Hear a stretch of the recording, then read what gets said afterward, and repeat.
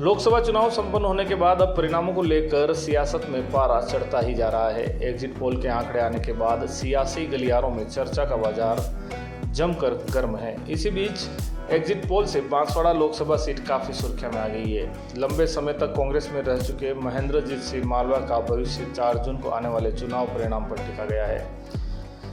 यही नहीं, बागीदोरा विधानसभा उपचुनाव परिणाम भी मालविया की अगली भूमिका निर्धारण करेगा। ऐसे में सियासी चर्चाएं हैं कि यदि मालविया सफल हुए तो उन्हें बड़ी भूमिका मिल सकती है और अगर असफल हुए तो उनकी अगली भूमिका क्या होगी, इसको लेकर भी राजनीतिक जानकार कयास लगा रहे हैं। दरअसल मालविया के खिलाफ कांग्रेस ने बड़ी चाल चलते हुए आदिवासी नेता और विधायक राजकुमार रोत को समर्थन देने का ऐलान कर एन वक्त पर पासा पलटने की कोशिश की थी। यह कोशिश कामयाब रही तो मालविया को बड़ा झटका लगना तय है। 4 जून को चुनाव परिणाम को लेकर अब राजस्थान की सियासत ठहर गई है।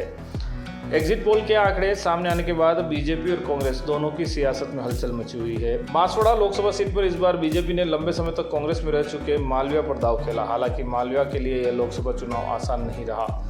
उन्हें इंडिया गठबंधन के तहत बाप पार्टी के राजकुमार रोत से कड़ी टक्कर मिली। इस दौरान कांग्रेस से बीजेपी में शामिल हुए मालविया को बीजेपी की गुटबाजी का भी नुकसान पहुंचने की संभावना है, क्योंकि बांसवाड़ा जिले के बीजेपी नेता उनके बीजेपी से चुनाव लड़ने से खुश नहीं है। कुल मिलाकर मालविया का भविष्य 4 जून को आने वाले चुनाव पर ही टिका हुआ है। वहीं बागीदोरा विधानसभा उपचुनाव में उनके समर्थक भाजपा प्रत्याशी सुभाष तंबोलिया की जीत या हार का सेहरा भी उन्हीं के सिर पर सजेगा। ऐसे में जहां उन्होंने खुद की जीत के साथ सुभाष तंबोलिया की जीत के लिए भी कड़ी परीक्षा से गुजरना पड़ेगा।